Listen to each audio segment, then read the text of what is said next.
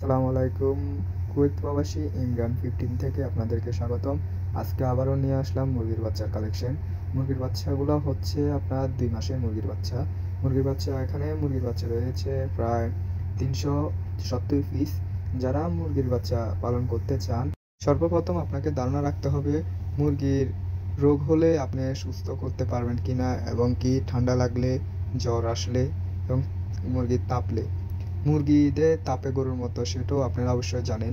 মুরগি তাপলে হঠাৎ মুরগি মারা যেতে পারে, স্ট্রোক করতে পারে। এজন্য আপনাদেরকে বলি, প্রতিদিন মুরগিগুলোর ট্রিটমেন্ট করবেন এবং মুরগিগুলো চেক করবেন মুরগিগুলো কী পরিস্থিতিতে আছে।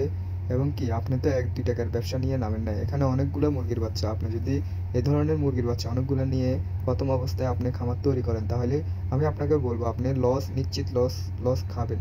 কারণ এখানে অনেকগুলো মুরগির বাচ্চা, আপনি বুঝবেন না কিছু না। মুরগি শরীর গরম হয়ে মুরগি তাপিয়ে যাবো, আপনি দিবেন জ্বরের ওষুধ, তাহলে অবশ্যই আপনার মুরগির ক্ষতি হবে। তার জন্য আপনাদেরকে বলি, আপনারা আগে ডাক্তারের সাথে যোগাযোগ করবেন এবং মুরগির সম্বন্ধে ধারণা নেবেন, তারপরে আপনি মুরগি পালন করবেন।